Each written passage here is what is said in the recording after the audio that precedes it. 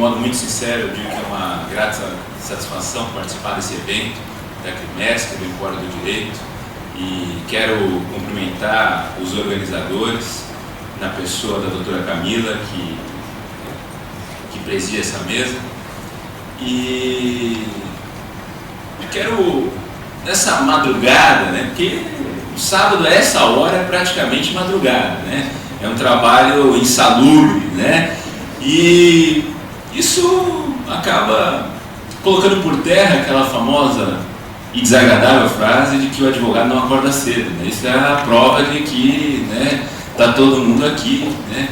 Aquela infeliz declaração. E nós vamos discutir investigação preliminar. Eu digo para vocês assim que discutir investigação preliminar hoje é discutir resistência, né? Porque eu imagino que não seja fácil advogar hoje, né? E principalmente considerando a teoria e a prática do sistema de justiça criminal. Digo assim de antemão que o direito é uma instância de produção de conhecimento, né? Agora, qual que é o conhecimento que tem sido produzido entre nós? Porque a gente pode falar numa teoria tradicional e numa teoria crítica do saber. E é óbvio que essa teoria, ela interfere na nossa prática. Porque aquela afirmação de que a teoria é uma coisa, a prática é outra, ela não existe. Toda prática tem uma teoria na sua base. Pode ser uma teoria conservadora ou pode ser uma teoria crítica, mas ela tem uma teoria na sua base. E uma teoria conservadora é aquela teoria responsável e comprometida com a manutenção do status quo. Já uma teoria crítica, vai dizer o professor Henrique Dussel, que é uma teoria que contesta os dados da realidade, né? E passa a formular utopias possíveis. O que a gente vive hoje, em termos de sistema de justiça criminal? Nós temos hoje, e é engraçado que o jurista convencional, o jurista tradicional, ele não gosta disso, dos dados da realidade. Como diz o professor Sala de Carvalho, nós vivemos hoje num momento de reforço do dogmatismo, de distanciamento dos reais problemas da vida, e que aqueles dados empíricos, os dados concretos, não nos interessam, porque eles acabam colocando em xeque diversas categorias dogmáticas. Então, por exemplo, os dados sobre a população prisional brasileira não interessam aos juristas em geral. Aliás, eles querem justamente desconhecer esses dados. Falar em 620 mil presos no Brasil. E veja, isso é informativo penitenciário de dezembro de 2014. Que tipo de Estado é esse, né? E que democracia, que Estado de Direito é este em que a gente não sabe sequer hoje quantos são os presos no Brasil. Hoje, o último informativo penitenciário é de dezembro de 2014. 620 mil presos. Isso sem considerarmos 130 mil presos domiciliares. Isso sem falarmos em 337 mil mandados de prisão em aberto. Esse é o dado da realidade. Agora, a nossa teoria e a nossa prática tem levado em consideração esse dado da realidade? Por muitos não. Aliás, veja uma coisa bastante simples, né? Quantos de nós, durante o curso de graduação em Direito, tivemos alguma noção de pesquisa empírica? Que jurista que faz pesquisa empírica? Nós nem aprendemos a fazer isso. O jurista nem gosta disso. Por quê? Porque, como diz a professora Vera Andrade, a dogmática tradicional ela serve para legitimar o sistema. E a pesquisa empírica ela coloca em xeque determinadas categorias. Um exemplo clássico ao qual eu sempre me refiro: toda teoria e toda decisão jurisprudencial vai afirmar que a prisão preventiva é excepcional. Por quê? Porque é a única maneira que encontraram de compatibilizar prisão preventiva com presunção de inocência. A única maneira dogmática que nós encontramos de compatibilizar presunção de inocência com prisão preventiva é afirmar que a prisão preventiva não é pena, que a prisão preventiva é medida cautelar, e se ela é uma medida cautelar, ela é excepcional. Vamos aos dados da realidade. Quantos são os presos provisórios no Brasil hoje? Todas as pesquisas dizem entre 38% e 42%, 40%, jogando em 620 mil, uma conta rápida, 250 mil presos provisórios. Isso levando em consideração apenas um dado congelado do sistema, sem considerar o fluxo do sistema prisional. Porque se considerarmos o fluxo do sistema prisional, chegaremos aos dados dos quais falam o professor Zaffaroni, em 70%, 80% de presos provisórios. Não à toa, o professor Zaffaroni tem trabalhado com uma criminologia cautelar. Ele diz assim: olha, os presos, principalmente na América Latina, são presos sem condenação. São presos em relação aos quais o Estado em nenhum momento disse que eles são culpados. São presos durante a investigação, são presos durante o processo, mas não há um decreto condenatório definitivo. Esse é o dado da realidade. Esse dado da realidade põe por terra o que você encontra no manual mais simples, sabe, no resumo simplificado que encontra lá na banca de jornal, até o maior tratado de direito processual penal que vai falar da excepcionalidade da prisão provisória no Brasil. Isso, como diria o Padre Quevedo, né? Não existe, né? Isso não é realidade. A excepcionalidade é uma fraude, é um engodo dogmático, é algo que nós criamos para legitimar essa prática absolutamente atentatória. E se não bastasse isso, eu sempre faço questão de referir uma pesquisa do Rio de Janeiro que analisava a Lei 2.403 de 2011, processos de 2012 e 2013, e que vai demonstrar, é uma pesquisa pontual do Rio de Janeiro, mas que vai demonstrar que do número de presos provisórios, desses 250 mil, apenas 1/3 tem ao final do processo uma sentença condenatória que gera o cumprimento da pena em regime de privação da liberdade. Vamos falar sério, né? O que é isso? O sujeito é preso preventivamente, mas ao final do processo não cumpre pena de prisão. Por quê? Por N fatores. Porque houve uma sentença absolutória, porque houve uma sentença que reconheceu a extinção da punibilidade, porque houve uma sentença condenatória, mas que não gera uma privação da liberdade para o cumprimento de uma pena privativa da liberdade em regime inicialmente fechado. Qual que é o quantitativo de condenação num sujeito que não é reincidente? 8 anos, né? Isso não é qualquer coisa. Então, esse é o nosso sistema, né? Esse é o sistema real, é o sistema efetivo, é o sistema que a gente tem que considerar. E eu dou esse exemplo porque a gente precisa pensar, né, em que tipo de saber nós estamos produzindo.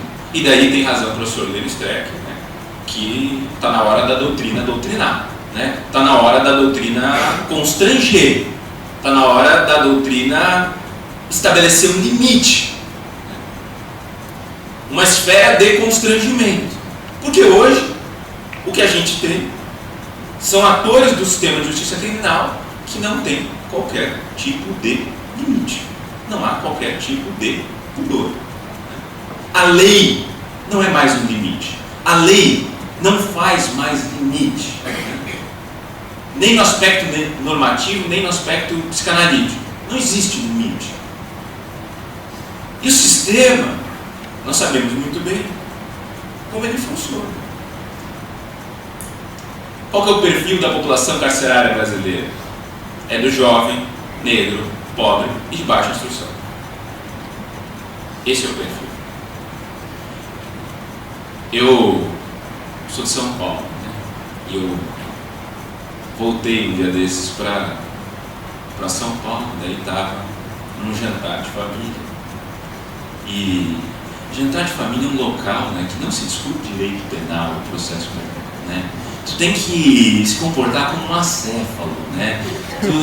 Se você quiser manter a cortesia, né, manter o relacionamento, tu só balança a cabeça, né? Tá, mas tu concorda? Sim. Mas olha, ele disse uma coisa contrária. Não, eu concordo também, né? A lógica é essa. E daí diziam assim: que tempos bons que nós vivemos, em que a justiça agora é igual para todos. Aliás, foi tema até de publicidade esses dias. A justiça é igual para todos, a lei penal é igual para todos. Né? Porque agora, com essas grandes operações, nós estamos conseguindo atingir uma outra parcela do sistema de justiça criminal, uma criminalidade invisível, que não é aquela criminalidade de rua, uma criminalidade que atenta contra o Estado democrático de direito, babá. Eu vi aqui, sabe? Pois é. Essa criminalidade que está sendo referida, ela não entra na estatística do sistema de justiça criminal. E daí tem uma outra face perversa dessa percepção penal, que justamente para aparentar que essa lei é igual para todos, quando se atua nessa criminalidade, se atua na figura do bode expiatório, se atua com extremo rigor, com violação de direitos e garantias fundamentais, para querer demonstrar que a lei também é aplicada a essa gente. Só que quando atuam, também atuam de maneira seletiva e autoritária. Porque você precisa buscar a exceção e extrapolar na exceção para tentar dar uma aparência de que o sistema funciona de maneira igualitária. Então, essa é uma consideração que a criminologia já faz há muito tempo. Tanto na criminalidade de rua, quanto nessa criminalidade econômica, política, organizada, o sistema continua sendo seletivo e autoritário. Porque o sistema penal, ele é assim, né? O sistema penal, na sua base, ele é seletivo e ele é autoritário. Não tem como, não existe sistema penal que não seja seletivo e autoritário. Veja, até teoria dogmática, considerada democrática, como teoria de proteção de bens jurídicos, eu trabalho com seletividade. Então, é próprio do sistema. Né? Tá, mas e o que tudo isso tem a ver com a investigação preliminar? A investigação preliminar, qual que seria a função dela? A função da investigação preliminar, em tese, no Estado democrático, é a função de evitar as penas do processo. É a função de funcionar como filtro democrático. Qual que é a lógica? Isso já dizia Carnelucci há muito tempo, né? Diz assim, olha, o processo, ele é uma pena. O processo, ele gera uma estigmatização.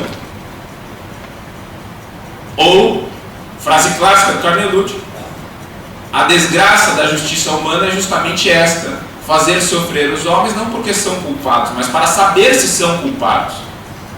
Então, a consideração aqui é a de que o processo é extremamente gravoso à subjetividade. E por isso, a partir de uma notícia crime, eu não posso automaticamente gerar uma acusação criminal dar início a um processo, porque eu considero os efeitos deletérios e gravosos de alguém figurar nesse lugar de acusado. Estar no lugar de acusado, criminal, é completamente distinto de figurar como réu em outros tipos de processo. Ser réu em uma ação trabalhista é ruim? É. Em uma ação civil é ruim? É. Em uma demanda tributária é ruim? É. Mas nada tem um efeito estigmatizante tão grande quanto o processo penal. Aqui está a diferença. E daí a investigação preliminar surge para análise de justa causa. Como diz o professor Bernhard Schulemann na Alemanha, eu só posso dar início a um processo penal se há probabilidade de condenação, se há justa causa, se há um caso penal contra alguém, se eu tenho algo nas minhas mãos e se isso leva a um juízo de provável condenação. Então a investigação preliminar surge nessa ideia, para evitar essas penas do processo, para evitar acusações completamente desvariadas, para evitar a acusação de loteria. Não, eu vou acusar, daí depois, lá no final, se eu entender, eu, Ministério Público, que não há elemento para condenação, eu peço absolvição. Só que sim. A gente sabe que a sentença absolutória é a sentença com menor grau de confiabilidade social. A sentença absolutória é aquela com menor crédito social. Há um grau de desconfiança absoluto em relação à sentença absolutória, por uma coisa lógica. Você tem uma demanda por punição muito grande, você traz alguém como acusado criminal, então você oferece aquele sujeito como um bode para expiar toda a nossa culpa, e ao final do processo diz, não, na verdade, não há motivo para condenação. Pô, isso daqui é extremamente frustrante. Né? Ela, me perdoem a expressão um pouco técnica, né? Mas ela é uma decisão broxante. Né? Assim, não gera confiabilidade social. Por isso que vários autores comprometidos com uma teoria processual penal crítica vão afirmar que a decisão mais importante do processo é a decisão de recebimento ou rejeição da denúncia ou queixa. Análise da justa causa é o primeiro controle que se faz a respeito da legalidade processual penal, no caso concreto. Agora, como é que os juízes de primeiro grau, de maneira geral, realizam esse juízo de admissibilidade? Isso daqui não é nem decisão, isso daqui é despacho, né? Isso daqui funcionou quase como um ato meramente ordinatório. Agora, abra um parênteses, né? Veja a diferença quando o Supremo, nos casos, ou melhor, em alguns casos de foro especial por prerrogativa de função, vai admitir uma denúncia em uma ação penal originária. Veja o cuidado que o Supremo tem para analisar a justa causa. O mesmo Supremo que vai afirmar que não é necessária uma fundamentação tão considerável na análise pelo juiz de primeiro grau. Uma coisa completamente bipolar, não dá para entender. Né? Ou melhor, dá para entender, mas não é a dogmática tradicional que vai explicar isso. E nessa linha da investigação preliminar, ou na investigação preliminar como a investigação criminal, como um meio para a gente evitar essas penas do processo, que talvez, que para mim particularmente, seria a única função da investigação preliminar. Nessa estrutura teórica, a gente não tem visto uma correspondência concreta, fática. Mais uma vez, a realidade, infelizmente, tem demonstrado que as coisas não têm funcionado dessa maneira. A investigação, que era para servir como um meio de evitar as penas do processo, se transformou em um lugar de penas da investigação agora. E aliás, abre um parênteses, né? Você, advogado criminal, sabe que hoje tudo se define na fase de investigação preliminar. Tudo. Né? Hoje, o processo acabou se transformando em uma reprodução seletiva e mal feita da fase de investigação. A demarcação de responsabilidade tem se dado de maneira imprópria, porque não deveria ser assim.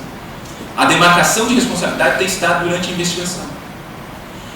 E isso é um baita de um problema para a própria advocacia. Porque se você não atua na fase de investigação, você começa o jogo com um placar completamente desfavorável. E para você reverter esse placar na fase do processo, olha, muito mais difícil. Ah, mas Leonardo, não deveria ser assim. Não, não deveria. Em tese, a investigação, ela tem uma cognição limitada, tanto no plano horizontal quanto no plano vertical. Eu não apuro tudo, não apuro profundamente. Eu deveria me limitar à justa causa. Só que o que acontece hoje? Na investigação, se aprofunda tudo, demarca a responsabilidade e explora a figura do sujeito. Né? O grande momento da justiça criminal é o momento da prisão. A prisão, regra geral, nessas grandes operações, ela tem se dado durante a fase de investigação.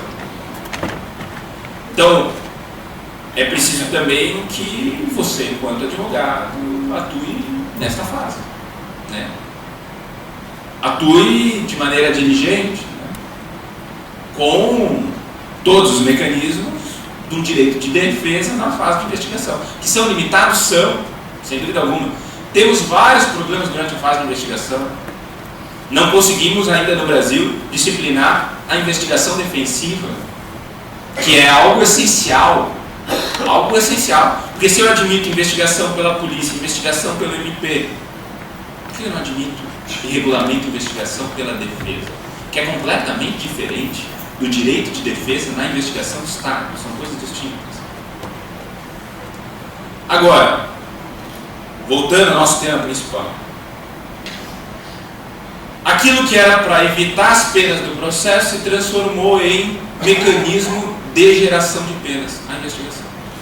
E eu tenho trabalhado com essa ideia e tenho tentado pensar quais são os dispositivos que têm funcionado na investigação e que podem propiciar ou potencializar essas penas.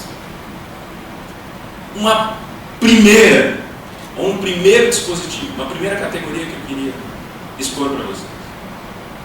É aquela velha pretensão de busca da verdade. A investigação, quando ela se dirige, quando ela se compromete com a ideia de busca da verdade, e aqui de a verdade, né? A verdade como correspondência absoluta, aquilo que alguns a gente acha que está superado, mas não está, aquela história de verdade real.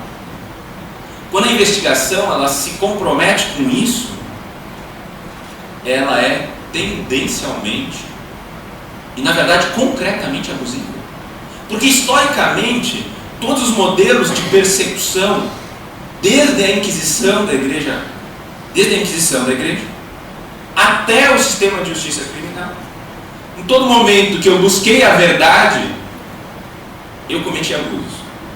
Porque nessa busca da verdade, qual que era, ou qual sempre foi o grande instrumento de prova? Qual que sempre foi o meu grau máximo probatório? A confissão. E para atingir a confissão, eu admito a tortura. Regulamento a tortura. Ah, mas o que isso tem a ver com 2017? Bom, eu diria que há mais semelhanças do que diferenças.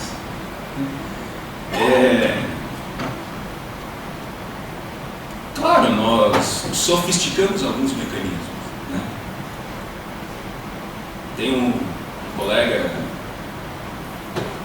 conhecido, delegado da Polícia Federal, e que eu tenho respeito, mas a gente diverge em várias coisas. Né?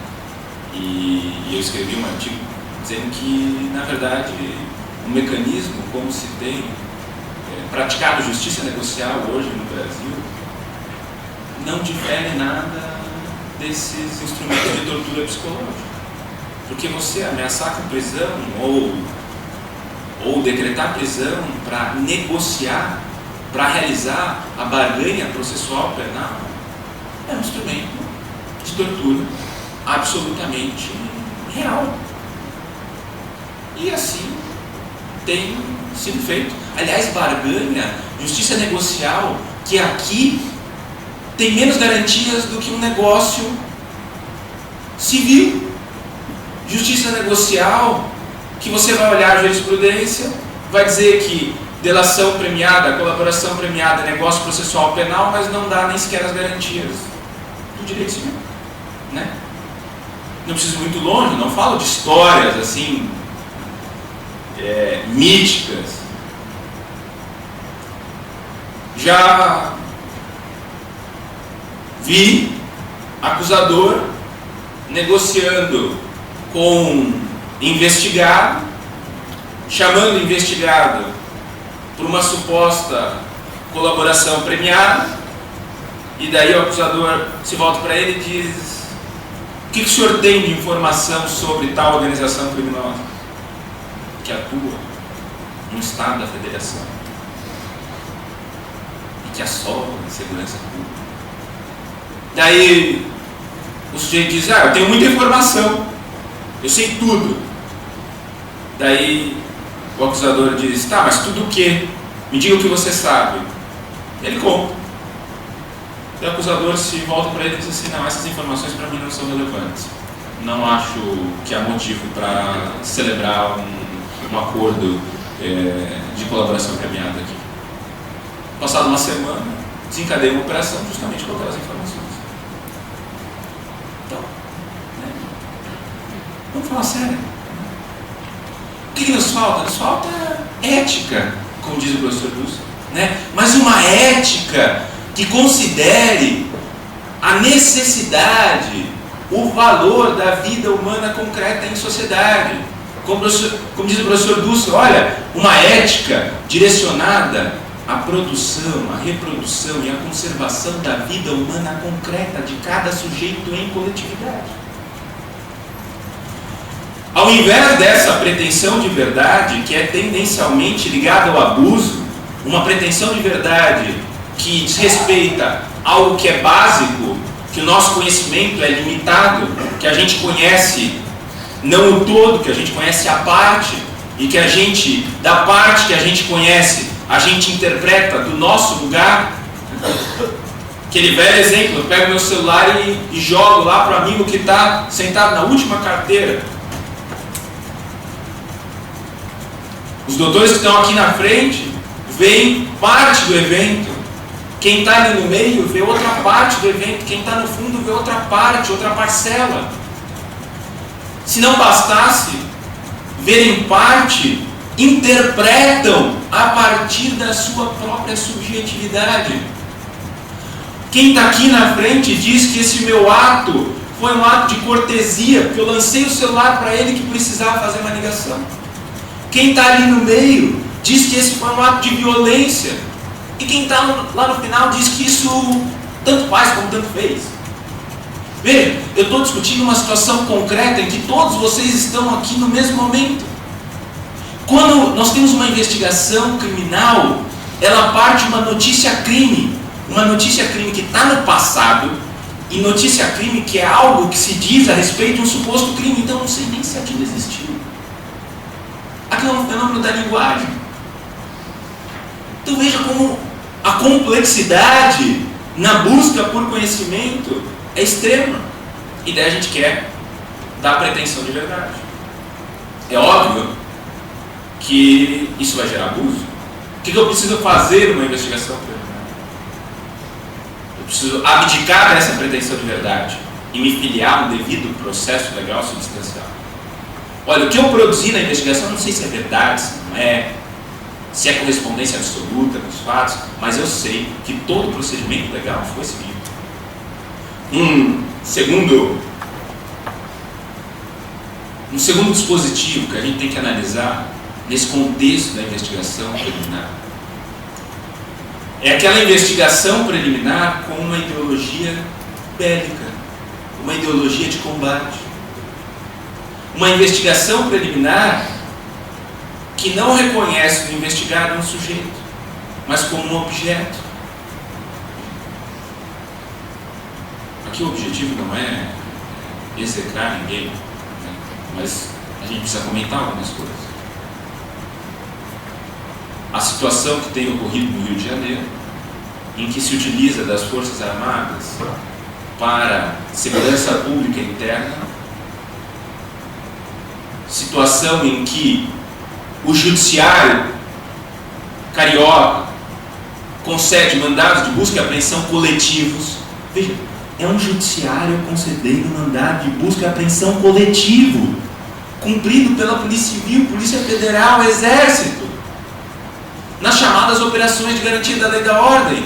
E daí, semana passada, a Defensoria Pública vai impugnar essa concessão de mandados de busca e apreensão. Um Tribunal de Justiça, um desembargador em regime de plantão diz: realmente, a Defensoria tem razão, mandado de busca e apreensão coletivo não vale. E daí o desembargador determina que a juíza de primeiro grau recolha os mandados de busca e apreensão. Como resposta da juíza de primeiro grau: Excelência, os mandados já foram direcionados aos órgãos de segurança pública, eu não tenho mais como recolhê-los. Isso é golpe, isso é doping, né? Não tem outro nome, né? É a mesma coisa que se faz quando se cria a vara especializada. Para que se cria a vara especializada? De combate a não sei o que, de apuração de não sei o que, com um juiz específico que se tem uma determinada ideologia. Isso é burla do juízo natural.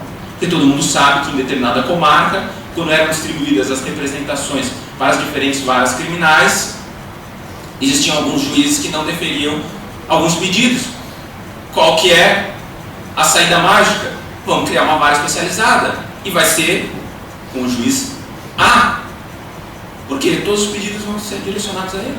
E sem falar que em grandes operações, através de instrumentos de conexão e continência, que só aqui conexão e continência são causas de prevenção, são causas de firmação antecipada do juízo, eu posso ter uma operação no estado inteiro que se inicia com um fato concreto em uma determinada comarca. Isso é uma desconsideração básica do critério de alteridade, né? Alteridade, que já dizia Levinas, alteridade é reconhecer que o outro é diferente de mim, mas ele é indispensável à minha própria existência. Eu não tenho como me colocar no lugar dele, mas eu o respeito. Isso nós não vivenciamos. E por último, que eu acho que o meu tempo já está se encerrando, porque quando chegam perto assim, é um sinal, né, de cortesia, de educação, de que, olha, o seu tempo acabou, cai fora, né? Então, antes, eu só quero ler uma decisão aqui que eu percebi, às vezes dou aula na pós-graduação, falo umas coisas, e os alunos me mandam umas decisões de alguns estados, né? Essa história, né, de garantia da ordem pública, que é utilizada para a decretação de prisões preventivas, a gente sabe que é absolutamente inconstitucional, não tem cautelaridade nenhuma, mas é o único mecanismo que o pessoal utiliza quando quer decretar prisão e não há motivo. Por quê? Porque conveniência da instituição criminal tem que comprovar, porque a aplicação da lei penal é difícil de comprovar. Agora, a garantia da ordem pública cabe qualquer coisa. Credibilidade do poder judiciário, credibilidade da polícia, né? Isso daí é qualquer coisa. Tem gente que afirma que garantia da ordem pública pode servir para proteger o próprio investigado em caso de grande comoção social. É gente que nunca pisou no sistema de justiça criminal, né? É gente que não sabe sequer o cheiro de um estabelecimento prisional. Olha, esse acórdão de um tribunal de justiça desse país, o desembargador diz assim: olha, os requisitos para a prisão preventiva são tais. No caso em tela, ausentes ambos os requisitos, pois não evidenciado de plano o fumus boni iuris, tendo em vista a fase prematura do caso, bem como o perigo mora a justificar a decretação da medida excepcional. Ou seja, não cabe prisão. No entanto, deve ser mantida a prisão do paciente para a garantia da ordem pública e para a conveniência da instituição criminal. Mas veja o motivo de fato. Uma vez que vieram da Paraíba buscar grande quantidade de droga em Mato Grosso do Sul. Bom, já sabe qual é o Tribunal de Justiça. Cerca de 3 toneladas, o que evidencia a periculosidade do agente. Se isso não é um direito penal subjetivo, se isso não é um direito penal de autor, se isso não é um processo penal de autor, bom, a gente não sabe mais o que é, né? Jacobs, né? Nessas horas ele tem orgulho do Brasil, né? Fez escola, né? E para encerrar mesmo, eu digo que a gente precisa, quando atua no sistema de justiça criminal, devia ser condição sine qua non, cara. Não, eu quero advogado, eu quero ser promotor, eu quero ser defensor público, eu quero ser delegado. Tu tem que ler uma obra, Einstein de Jerusalém, um relato sobre a banalidade do mal, né? Hannah Arendt, filósofa judia, escreveu essa obra a partir da figura de Adolf Eichmann. Adolf Eichmann, um sujeito de carne e osso concreto que existiu no período de exceção alemão, e a sua função era conduzir aqueles que estavam nos campos de concentração ao extermínio. Termina a guerra, Eichmann vem para a América do Sul, mais especificamente para a Argentina, Buenos Aires, lá com os nossos irmãos, e é preso, levado a julgamento por aqueles crimes cometidos durante o período de exceção. Morte, extermínio de muita gente. Quando é perguntado ao Eichmann o que ele fez, ele diz assim: eu só cumpri a ordem.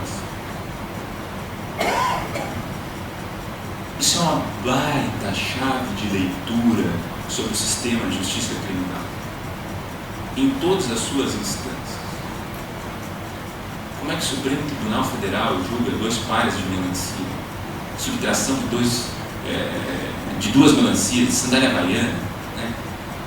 Como que se diz que uma decisão deve ser analisada e fundamentada no sentimento nacional?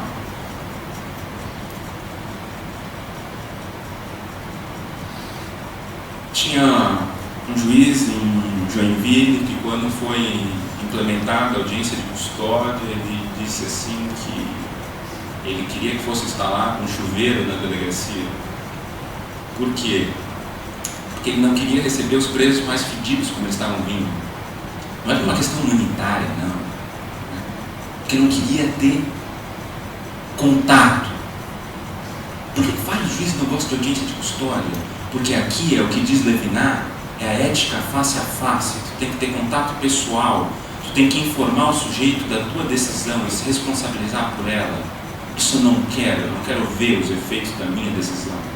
Eu não quero saber as consequências, o resultado disso.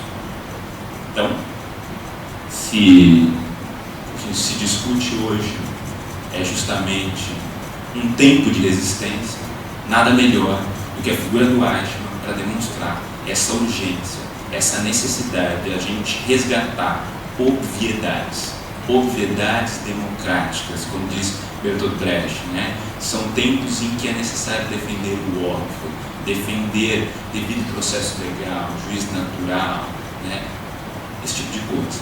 Ou, em suma, estabelecer um nível de resistência crítica. Obrigado pela tua paciência por mim.